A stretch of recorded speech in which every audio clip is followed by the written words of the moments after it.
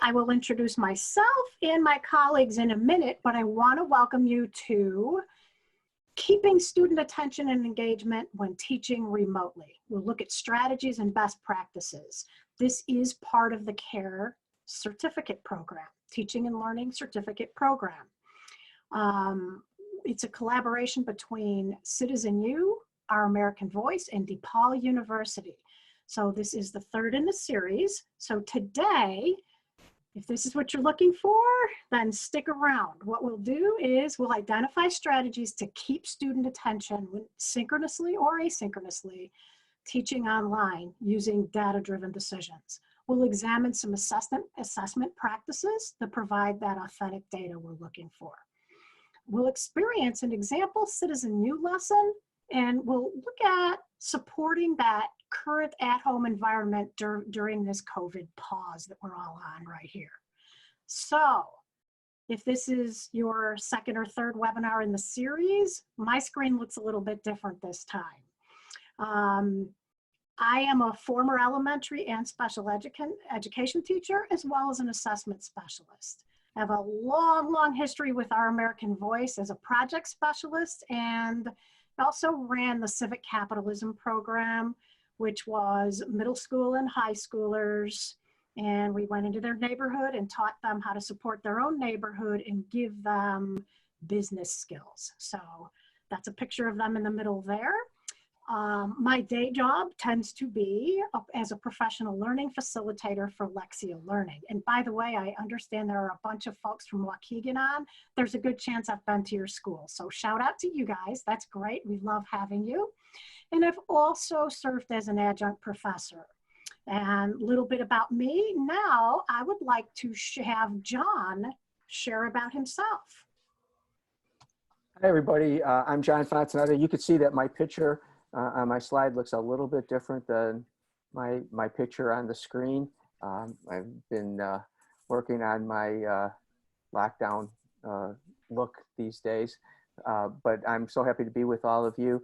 I am the program director for the Our American Voice Civics Education Program. We have 26 schools throughout the state of Illinois currently who deliver our program, both the curriculum and action projects for our students in those schools. I'm also an adjunct faculty member for DePaul University. In my former life, I was an elementary school principal, a K-5 principal at a school called Piper Elementary School in South Berwyn, District 100. I was also an assistant principal at the middle school in that district at Heritage Middle School. And before that, I was a middle school social studies teacher, both for the public schools in South Berwyn and also for the Archdiocese of Chicago, in Chicago and in Schiller Park. So I'm so glad to see you all, or at least hear you all. Okay, great. Donna. Hi there, folks. I'm so glad to be with you today. I'm Dr. Donna Keel. I'm a faculty member at DePaul University. I currently teach in the Educational Leadership Program as well as the Teacher Preparation Program. And before that, I was a school principal for 12 years and launched the very first one-to-one laptop program in a school in Illinois back in 2003. With great success. So I've been in this remote teaching, online teaching space since 2003. I'm a former both middle school and high school teacher and school counselor, which was one of the greatest jobs ever. I taught social studies, most particularly civics and psychology. And in all of the schools that I've been over the course of 30 years, starting when I was 2, I've been working with at-risk kids, who are actually my favorite kids of all. My research areas and focus are emotional intelligence and social emotional competencies, as well as the neuroscience of emotion in teaching and leading, and how actually we can teach remotely and online with best practices. I'm thrilled to be here, and DePaul's very honored to be a partner with the Our American Voice program, and with especially the team of John Fontanetta and Susie Evans, who's going to lead you expertly today, and our fearless leader, Sheila Smith. And so I do want to take a moment and thank Sheila for supporting this important endeavor with our teachers and leaders across the country. It's Sheila's vision and her tenacity that help us to move forward the most important cause, which is to help teachers and leaders as much as possible through this time and every time, with the ultimate goal of having school be a place of civic action and where we form citizens for tomorrow. So thank you, and I'm going to turn it right back over to Susie. Fabulous. Thank you so much. And likewise, I feel just as strongly about my colleagues. We are blessed. So this is not a new slide in our series here, but I think it really, really sets the tone. We are at a crossroads right now. Things are different. Our world's been turned upside down. We have this wonderful, wonderful opportunity. And that's how, as hard as it is right now, I still see it as a wonderful opportunity. And I think what we're going to have you do for the first 30 minutes is just sit back and look at some ideas, think about some ideas. I'll get you going in the chat a little bit, but afterward, you are welcome to stay around for an extended conversation where we can unmute you, you can continue to use the chat, and just have a discussion among us. So for right now, let's just think of it in those terms, that we're building this new ship of learning, and we're doing it together, and we're doing it for our students. Okay, now, let's look at this. If this is all about keeping student attention, our teacher here is going to go unnamed for obvious reasons. So I know that I think some of us now feel like that is happening right now with our students. And I think that we're kind of at one of those mileposts or those benchmarks, right? Where it's been a month for most of us now. And at first you might have had some enthusiasm with the kids, and now that might be waning, and the parents are feeling it more, and more work is coming their way. So there's a lot going on. And what we don't want is that. Now I look at the little, the one little dog in there, it looks like she's listening to him just because she feels sorry for him. So we could do better than that. So let's go back and look at some ideas that we have. We're going to go through a couple strategies here. Most of these are known, they're known to you. They're not new, they're not exciting, but they're not exciting. Listen to me.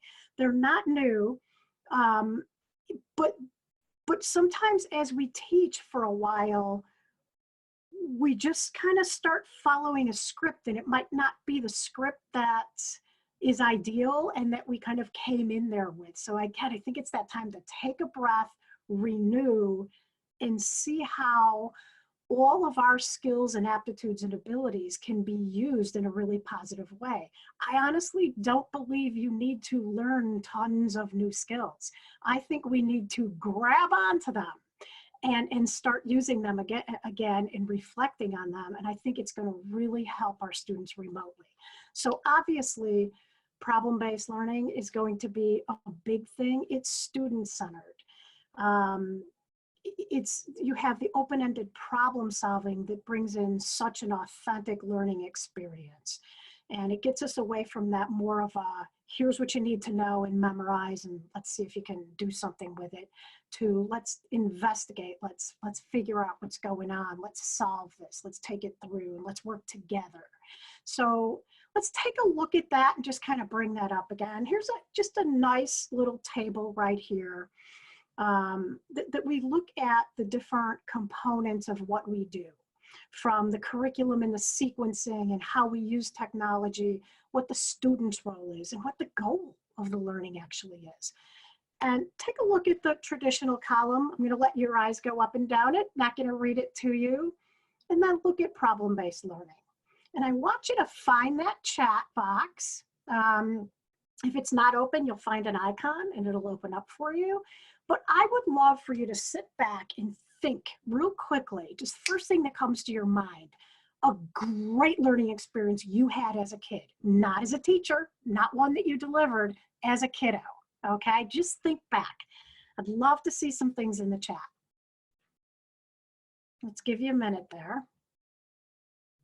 There you go. Oh, sixth grade outdoor ed. And I was the former sixth grade teacher that took the kids to outdoor ed in Rockford. Okay, what else do we have? Multicultural fair project. And you don't all have to answer, but let's get a few out. And if some of you aren't chatting and you're just thinking about them, that's okay too. Have something. Report on whooping cranes. Oh, here they come. They're flying in now. I'm going to recommend you guys take a look at the chat because I can't keep up with it. Dissecting a fetal pig's heart.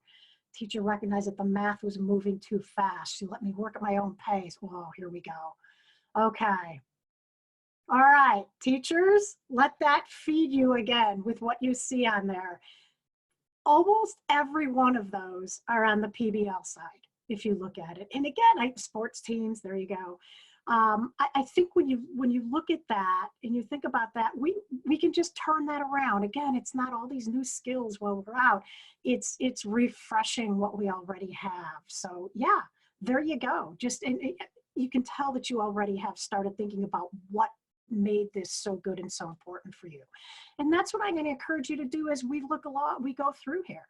So look at problem-based learning and think about what you brought into the chat just now as well as what others brought. And when we look at the 7 steps, think about how authentic they are, how personalized, okay? It's the student choosing it. They're delivering, hey, what do I know about this? What I don't know? What don't I know? They're going to define that issue.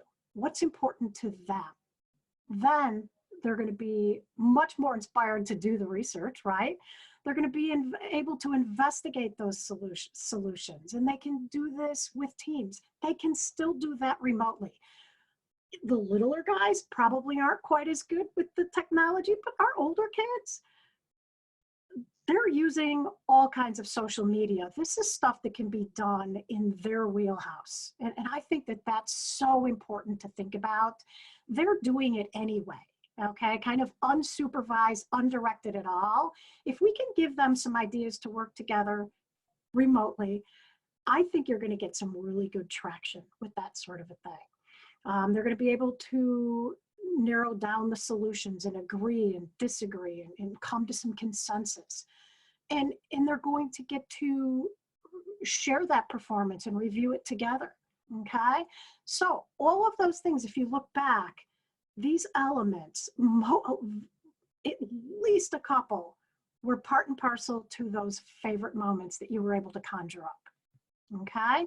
So some of the other things to think about from the teacher perspective, you're going to want to be assessing frequently, and that's self-assessment as well, and provide feedback all the time. That's feedback from you, from families, from friends, remotely again. I think it's so important to allow the students to share those stories of their learning, and it's a great time. Those could be in the form of a little video that they record. Okay, that comes up to you. It could be in writing. It could be any number of ways. It could be a drawing. It could be all kinds of things. And then you want to give that opportunity. It's a more formal opportunity for peer review and peer editing, even a little bit more structured usually than just the feedback cycle that we get. So if you keep those going and they're authentic, things that the kids are excited about, they'll come back. One of our OAV teachers, I don't see her name on the list right now, made a comment that, hey, at first my kids were jumping online and I was working with them and she gave them work to do and they were off to the races and enjoying it and doing a really good job with the work, but they weren't getting back on to touch base with her as often. And her comment I thought was great. It's like, oh, well, that's okay. They don't need me. They're self-starters. They're doing what they need to be. They've got doing what they need to do. They've got some structure. They're off to the races. They're busy learning. They'll check in when they need to. So I thought that was a really astute comment, the way she looked at it. It was not a bad thing. It was a good thing in her mind. So if you keep those things that we all know are really good, I think they become more pronounced in this time. Okay, now I'm going to get that chat going again. Keeping students engaged. Take a look at some of these strategies. Here's what I want you to do now. Now I want to put you in current time. Okay, I want you to think about, hey, I've been doing this a month too, and I've been doing some really, really good things, right? Look at some of these and come up with something that you have done and that you thought worked really, really well. And I'm going to have you share them in the chat with everybody else on here too. And if the idea isn't up here and you have something else that worked, that's fair game as well. But let's take a look at those. Give you a little bit of time to get that populated. And it may take a little longer to write this one out. I don't know. We shall see.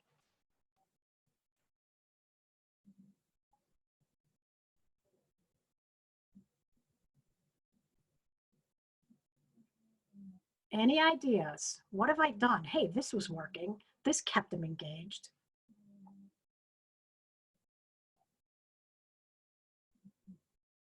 All right, somebody out there has to put something in. Oh, there we go. There you go. Okay. Virtual field trips. Absolutely. Doing Kahoots. Great. Here they come. Yeah. Fun videos. Great. Great. Here we go. It just took a while to think about your favorite thing that you've been doing. The choice boards with OAV. Awesome. Using Google Keep to create peer review suggestions. Okay, we're going to get to that point where I can't even keep reading them all, so I'm going to let you look at some of these as well. Oh, these are fabulous. Donna, are we recording these when we record as well? I know there's a setting. If not, we might want to copy paste this and grab it because these are great ideas. We've got them. They're all good. Super, super. Okay. Yeah, they're all being. Oh, these are great. They'll be sure. I'm gonna let this go about another 20 seconds or so. The ideas are fabulous. I want to hear more about scavenger hunts. Hey, if you can stick on a little bit later, we can absolutely bring that back in. Virtual, nice. Okay. Music involved, Flipgrid. Awesome stuff. Okay, I'm going 10 more seconds. And you are welcome to keep putting them up there. Okay. That's great. All right, let's think about something else. You're, like I said, you're all familiar with problem-based learning. R2D2 came out of some work in Indiana. It is not new. Dr. Keel brought this up in her session as well, and it's a thread that runs through all of our series. So it's aptly named. It's got 2 R's and 2 D's to help us remember, hence R2D2. But you've got 4 components. And what I like to think of this, the way I like to think of this as a teacher, what are some elements that I could put in some of my learning experiences that I'm giving for my students so that there's equity, it reaches all students, okay? I think this does that beautifully. I also find it simple to reflect on and to wrap your mind around when you're planning a lesson. It could be a longer one, it could be a shorter one, but let's look at that. You start out with the reading aspect, okay? Your verbal and auditory learners, all over that, all over that. There's a reflecting piece. Those reflective and observational learners, that's gonna be their forte right there. They'll be doing all of this, and we wanna develop all these skills. Displaying. There are your visual learners, okay? You're gonna give them all those opportunities. And then you've got the doing. Let's get them hands-on. If you look at that, and if you look at your activity and they've got this framework, if it's in there somewhere, you're gonna be reaching a lot of students. It's going to be student-centered. It's gonna be something that they're gonna grab and they're gonna want to keep doing. So what we're gonna do now is take you through a quick activity and see what that looks like. I hope we have a lot of teachers in middle or high school, but the same thing would apply to the younger folks as well. This is a Citizen U example right here, and it's data analysis. And I'm gonna open that up in a second, but basically, this lesson by Citizen U is going to examine the role of statistical analysis in decision making, but also analyzing the impact of civic engagement. How does that turn into civic action? Okay, so let's take a look here. I'm going to go live right here. And a couple things. You've got your essential question and the lesson objectives that I just talked about. We're going to use a couple resources. We're going to flip it because I'm going to do the reading part of R2D2 first. So we're going to look here and we're going to look at a violence prevention piece right here. And it's a case study. It kind of a difficult topic. I think it's interesting that it's the Center for Disease Control, and they're in a lot right now, aren't they? But this is school-related violence. It's something that's on students' minds left and right. So what they would be learning is they would be able to read, cull a lot of information from that, look at the graphs, interpret them, take a look at it to just generally get some information from that. The next thing you want them to do then is to, well, we're going to read it. We're going to go look and analyze something now. Okay, so we're going to reflect. Now we're going to reflect. And it's going to be with a picture, and I'm going to let you reflect for a second. So I'm going to ask you to get those chat fingers ready to go again. Okay. And when you think about the data analysis tool, we're going to look at three things. You're going to observe the picture, you're going to reflect on it, and ask any questions. So think of it this way. Hey, I see this in the picture, I'm thinking that, and I wonder about this, okay? So you might want to jot those down. I'm going to take all three of those at once. If we were doing it with students, we would do it in order, right? But I'm going to throw anything you see when I get that picture going. Okay, there we go. It's the picture in the middle. By the way, the other two pictures are students in the Our American Voice program doing exactly what I just described. Okay, the picture in the middle, I'm going to ask you to look at it. I'm not going to say anything about it yet. And just throw down some ideas, what you see, what you're observing, what you're wondering about, and do you have questions about it? Okay, give you a second. No wrong answers. There are no wrong answers. So let's put them in. Yeah, I saw wintertime too. It's one of the first things I noticed. Protest march. I see a conflict. Past time period, patriots with flags. I see the American flag. I see demonstrators, flags, snow, policemen. A period of time from the past. Let's see. I see a sign about something being burned. I wonder, what city is it? I see a car. Helps to date it, doesn't it? Okay. Anyone wondering? Black and white photo, so I think it's from the mid-1900s.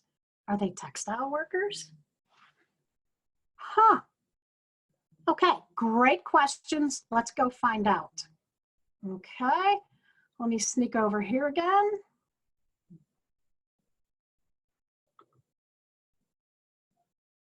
What do we have? It's a children's protest parade. They want better homes, okay? And it's from New York. So think about something. We looked at something with violence, okay? And it had to do with, hey, let's look at the data to see if we can look at the data, analyze the data, and come up with something that we could actively participate in as citizens.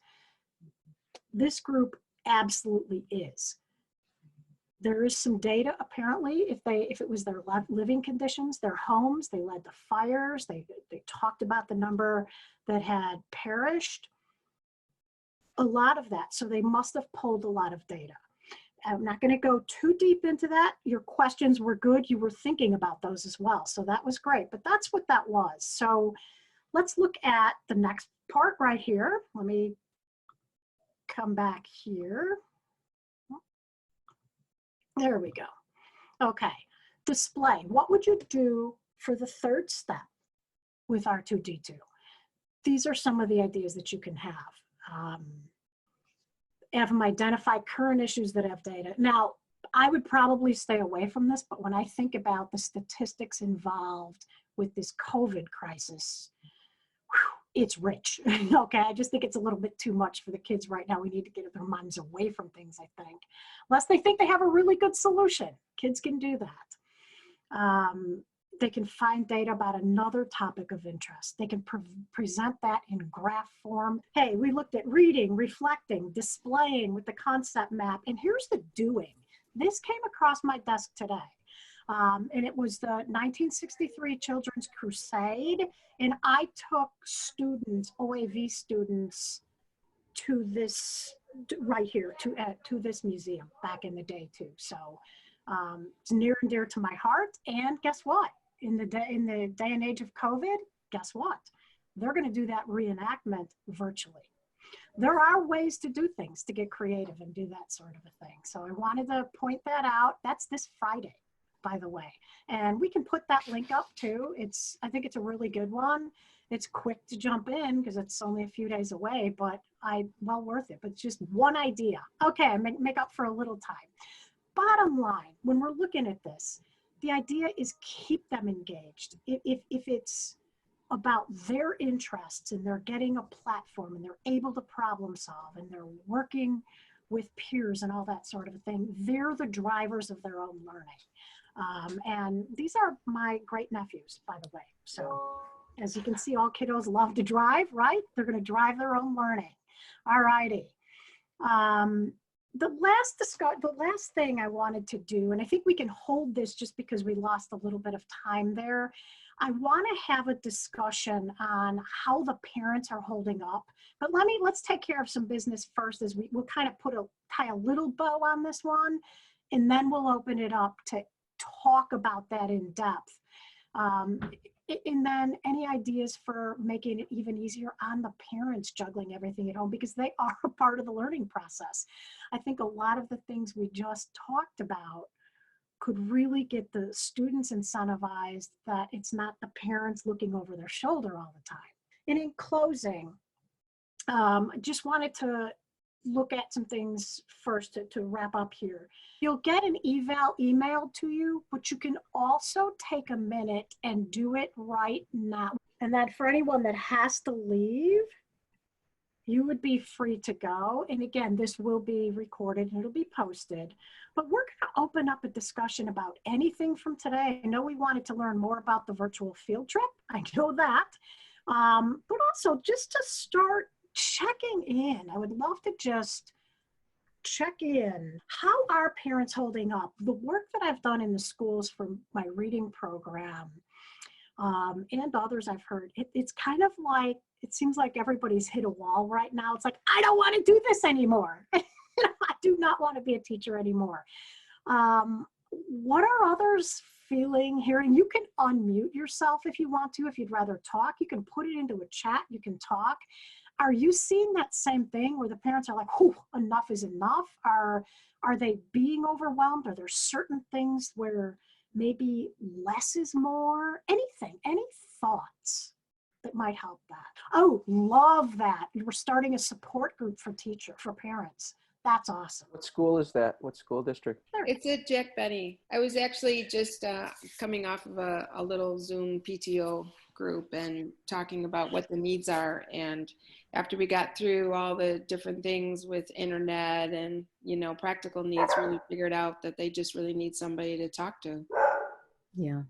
We found that we did a parent group yesterday, and what we really found from parents is that they need to feel as that they're part of a process rather than just the teacher. And so doing the support group is great. We'd love to be able to in future webinars, and we'd love a vote from you if in the chat box, if you'd be interested in how teachers can work collectively with parents we'd be happy to do a webinar on that to some support. Yes.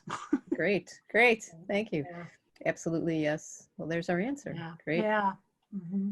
It's a unique thing. You know, sometimes as teachers, and I would be guilty of this, is you can sometimes look at parents as the ones who interfere with us when we're trying to get our students to learn, but really there is great strategies around how we can help parents so that they are the support to the teacher, but that the students, regardless of how old they are, they become a little more autonomous in their learning, but we work together as a team. April, I noticed that in the chat that you talk about Facebooking with parents on non-related things like recipes and ideas for home, but I was really intrigued by the fact that you actually do a session where you kind of plan together what's going on in the classroom. You stole a little bit of my thunder for the next empowerment PD, but one of the things that I will be suggesting in that is to not only empower students, but also you have a unique opportunity to empower parents in their feedback and actually in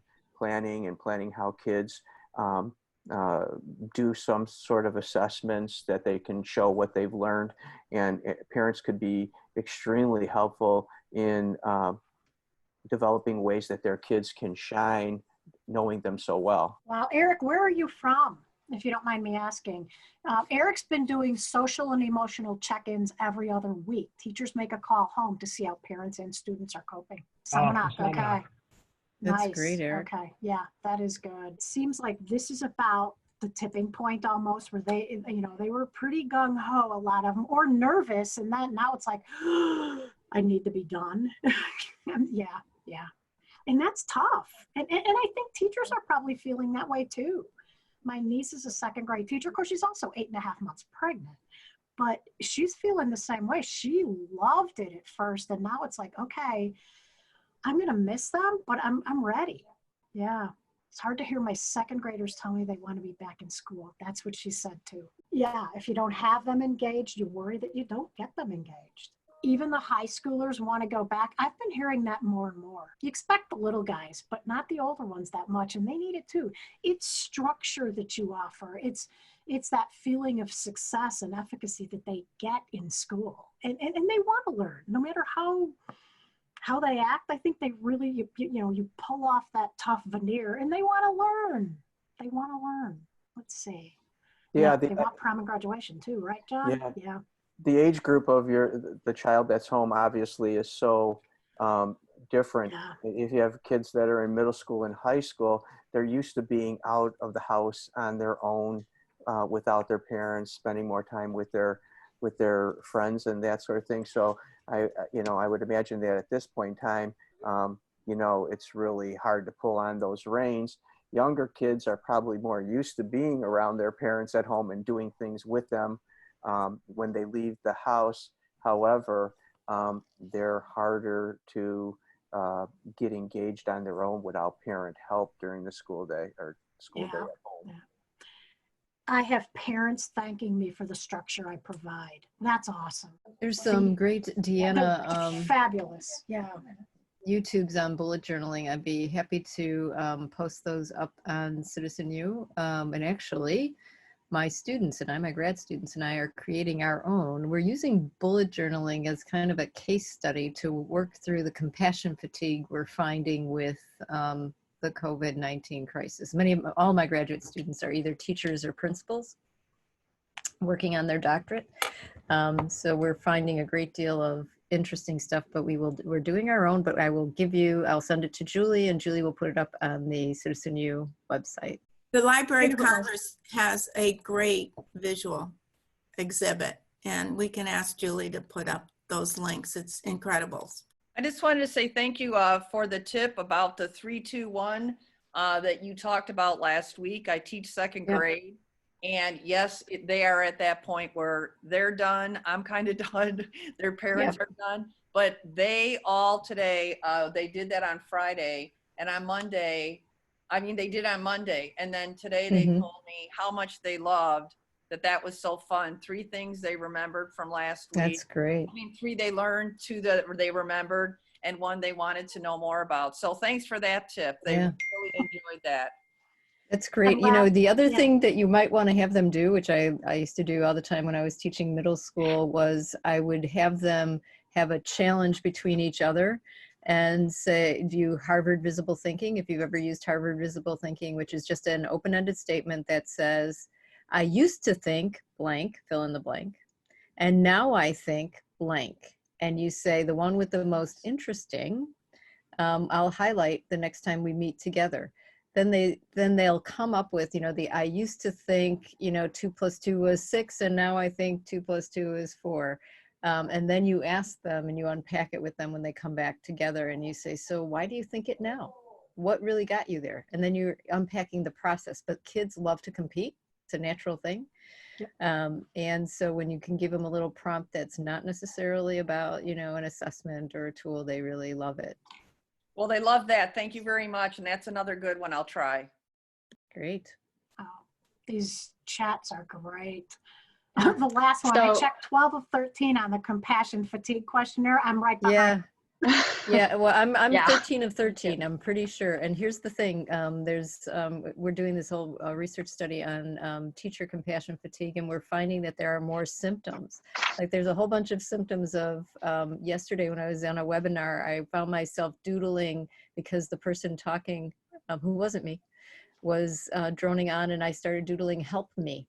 It was like it's like I couldn't get out of this webinar soon enough, and I was the co-host, Wow. but we were all saying the same thing, that we find ourselves having these spurts of anger and aggression that's pretty unusual for us, just personality wise. Right. So we're adding that to our list of compassion fatigue symptoms. Well, PTSD, when you think about it, that happened over time. You Yeah. know, with what they saw in wartime, and then could apply it to other things as well. This is a new age that we've never experienced. You're going to be adding to that list probably. Yeah. Yeah. The good thing is that there are solutions. So that's the Yeah, greatest thing. And they're the same absolutely. things that we would do in trauma-informed teaching practices Yes. and that we do for PTSD. So it's great stuff. I think another element that comes in, and at least I know it, you know, when I speak to my own children who have grandchildren at home that they're schooling and that sort of thing. And that is, every time it comes up that we may not be opening school at the start of next year, Mhm. all the anxiety really amps up even more. I think that, you know, getting to the end of this year, challenging enough, but the prospect of maybe not opening up at the start of next year really adds to everyone's anxiety. Absolutely. And it seems like everybody's floating the idea just to kind of brace people and let them dip a toe in with it. Yeah. No, I think I'd have to look at that. I didn't make sense out of that either, because actually they were on the move. I don't think that's for us. That's a Let's see lot. who that is. Anything else that we have? Oh, 4 new messages. Let's see. I could do with my camera off.